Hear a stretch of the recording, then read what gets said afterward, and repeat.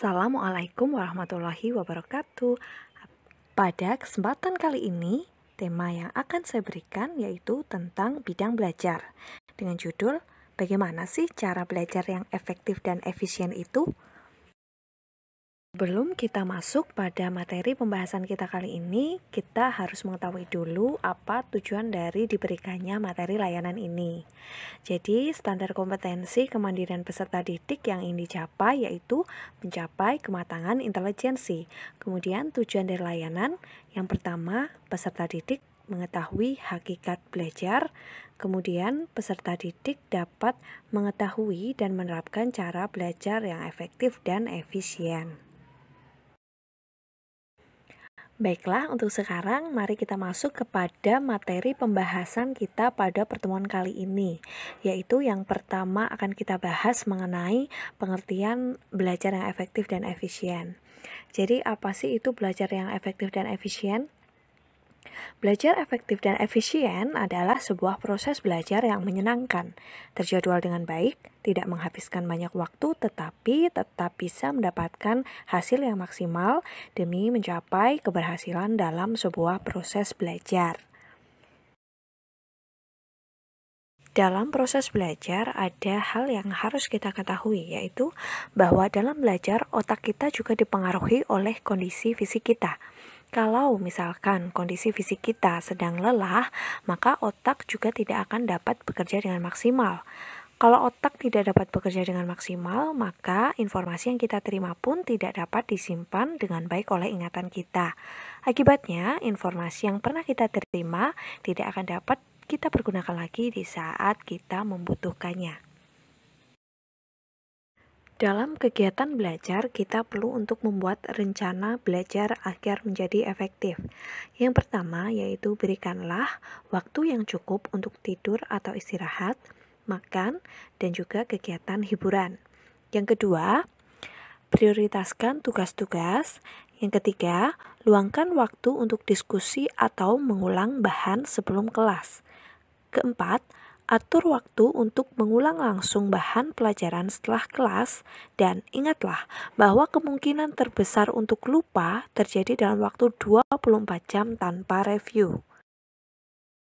Untuk yang selanjutnya, mari kita bahas cara belajar yang efektif dan efisien sesuai dengan jenis mata pelajaran, di mana seperti yang kita ketahui bahwa jenis mata pelajaran itu terbagi menjadi dua, yaitu mata pelajaran yang berbasis teoritis seperti pelajaran bahasa Indonesia, sejarah, PKN, dan lain sebagainya, dan mata pelajaran yang berbasis matematis atau ilmu eksakta seperti pelajaran matematika, fisika, kimia, dan lain sebagainya.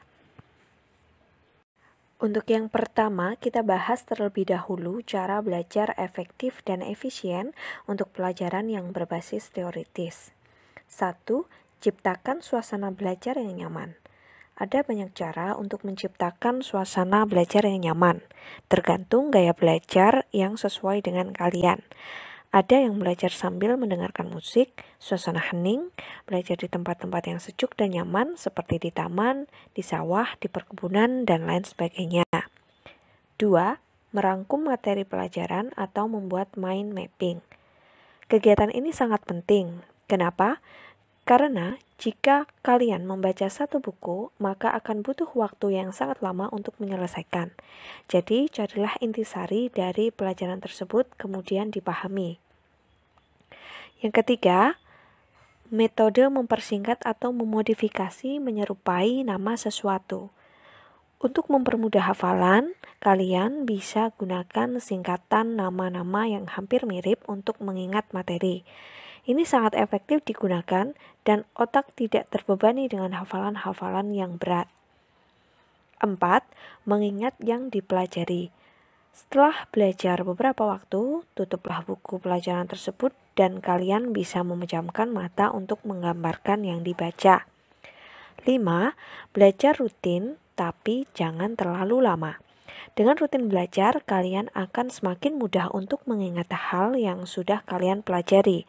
Yang perlu Anda lakukan adalah belajar rutin, bukan belajar terlalu lama. Kemudian untuk yang selanjutnya yaitu cara belajar efektif untuk mata pelajaran berbasis matematis atau eksakta. 1. Ciptakan suasana belajar yang nyaman. Ada banyak cara untuk menciptakan suasana belajar yang nyaman, tergantung gaya belajar yang sesuai dengan kalian, seperti yang tadi telah saya jabarkan di atas. Kemudian yang kedua, merangkum materi pelajaran atau membuat mind mapping. Kegiatan ini juga sangat penting dan telah saya jabarkan di atas. Kemudian yang ketiga yaitu belajar dengan memahami bukan menghafal. Hal yang paling sering dilakukan oleh siswa ketika ingin menghadapi ujian adalah menghafal.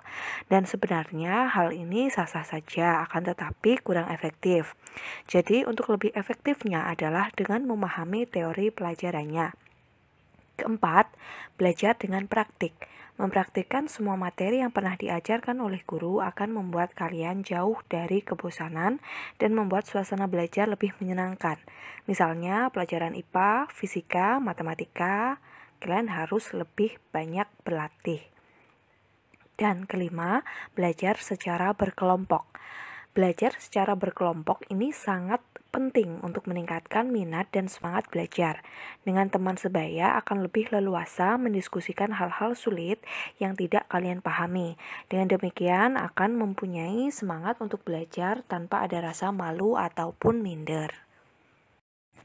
Demikianlah jabaran materi kita pada pertemuan kali ini, dan motivasi kita untuk hari ini adalah barang siapa tidak mau merasakan pahitnya belajar, ia akan merasakan hinanya kebodohan sepanjang hidupnya, oleh Imam Syafi'i.